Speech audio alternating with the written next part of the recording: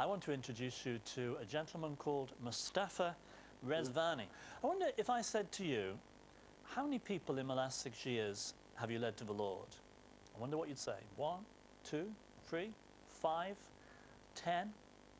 I want to introduce you to a man who doesn't boast when he says he thinks he might have led 1,000 people to the Lord in the last 6 years. Mostafa, great to have you tonight. Thank you. I can tell you that what you're going to hear tonight is absolutely true, because I've known this man for the last 10 years and I know that he's on fire for the Lord. So, good to have you, Mostafa, tonight. Why are you in London at the moment? Because you don't live in London, do you? No. There was a conference about Islam near the parliament, and about more than 200 church leaders. Obviously, they are aware, and maybe I should say they are worried what Muslims and Islamic force, Islamic people, they are doing in Europe and in UK. So this conference was praying about Muslims, praying that God touch Muslims' heart, give them peace, joy, like He did for me, and also how we can show the love of God to Muslims, because Jesus, God made Muslims, He knows them, He loves them. And this is what exactly happened to me. I used to be a very fanatic Muslim, as you know. I used to hate Christians, I used to hate Jews, I used to hate Muslims because... Whoa. We want to go back to the beginning and hear all about this. Okay. But the conference today was actually in Parliament, wasn't it? Is that right? It was a parliamentary conference, yes. But some Muslim leaders and Muslim Christians and Muslim intellectuals, they were involved, plus church leaders, yeah. and politicians. And Baroness Cox was That's right. the chair, yes, of it? That's right. Okay, and you were there, and I'm sure it was very helpful to have you. Okay, so some of you may gather that English is not Mostafa's mother tongue, but he's a very good speaker. We may just need to listen quietly and attentively.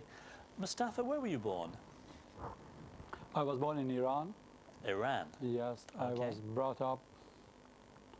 That's a country that's in the news rather a lot at the moment, isn't That's it? right, yes.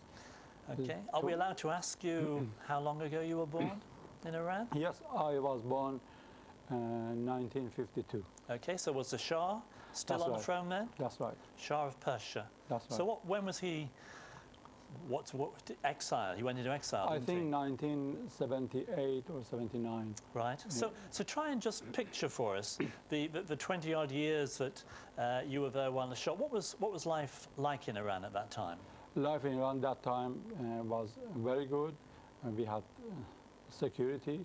The economy was very good, growing, and inflation, I hardly can remember any inflation in Iran when I was living there. Plus, people had freedom.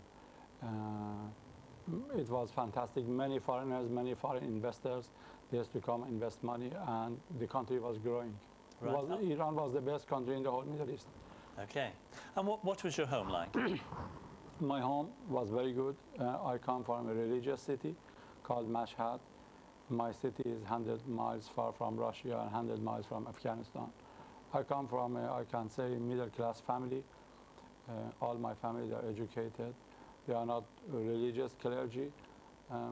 They fast and they believe in Islam strongly, and they pray, and nobody drinks, nobody smokes, nobody gambles. Right. So you grew up to go to prayers on a Friday and attend the mosque? In Iran, I used to go every Friday to the shrine. There's a big shrine there. Go there to pray. I used to spend about half a day there, and it was about 4 or 5 miles distance from the shrine to my house, and I used to walk back. Right. And I used to fast, I used to pray, and 3 of my summer holidays as a volunteer, I went to the shrine and helped to cleaning and serving people, and people come for pray. I used to guide them just as my service to God. Right. So I know that you went on and you really became very devout as a Muslim, didn't you? That's Do, right. do you want to just describe what that meant, the depth that you went? I used to read the Quran, and I used to pray 5 times, and I used to pray another 5 times as extra, and I never drank alcohol in my life, and I never stolen anything. I never eat pork, which is against the law of Islam. I never gambled. I didn't like even to tell lies. If I tell lies, my face goes red, and every simple child can tell me, why Mostafa, you are going red? Because are you telling lies? And I never stolen anything. I kept my life clean according to the law of Islam. Okay, and you just touched on it in the interview of what you at the beginning when you spoke there. How did you feel as you looked towards the West, the decadent West? You saw the pictures of the way that our young people act and the effects of drink and smoke.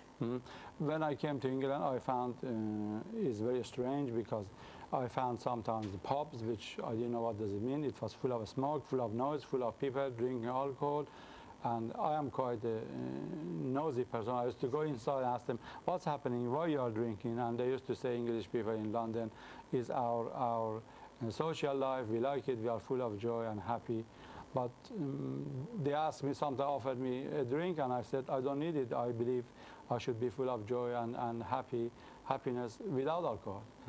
And I found Europe and America a bit different from Islam, a bit harsh, a bit opposite each other. But when I looked deep and I studied, I found that these are real democracy. These are closer to God than my religious country, Islamic country, because there is no poor people here. When I used to live in Iran, for example, if you were poor and you were sick and you had no money, you had to die. No doctors, no medicine. Here, if you are unemployed, they give you medicine free, doctors free, hospitals free. Or, for example, if you are out of work and you cannot earn money, you have to suffer, you have to beg. Here is not like that. Social security and the good law system, good police system, and praise God. You said just before that you hated Jews, you hated Christians. What did you know about them? I didn't know much about Jews, but every fanatic or strong Muslim, from their heart, from inside, they hate Jews. When I used to see Jewish people on the street, I used to insult them and tell them that long live Palestine, or I used to really insult them. And I used to hate Christians, because when I got married, I took my wife from here to China honeymoon with my own car, and every single country we went, apart from sex and drugs and rock and roll, I didn't see anything else. And I said, when I used to ask for my wife, she was daughter of a minister, Methodist minister in Manchester, and she became Muslim as well, and she said, this is our society, this is the Christian society. So I didn't like it. And also I hated some Muslims, and I wasn't much fond of Muslims, because I found that they are a bunch of cruel and unjust people. I never liked the way Muslims, they treated their wives. I never liked the way that the injustice and unsocial things happens in Islam. For example, when I was in a school, we had a very good religious teacher, and he said, go and study and talk to a person which is wiser than you, and he said, go and research. If you found a better religious with good practical reasons than Islam, you convert, you go. The same day in my city, I went to a church. I found very peaceful, very joyful. I found Christians that are smiling. I thought they are silly, because Muslim man that time, they didn't smile. And I didn't understand it very well, because I believe my heart wasn't ready.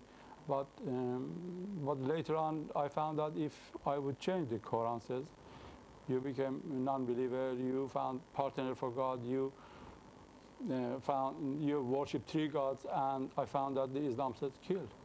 Okay, I want to come back onto a few things you've said. Let me just divert for a moment, nothing to do with what you're talking about. You drove from Iran all the way to China, you said, on your honeymoon.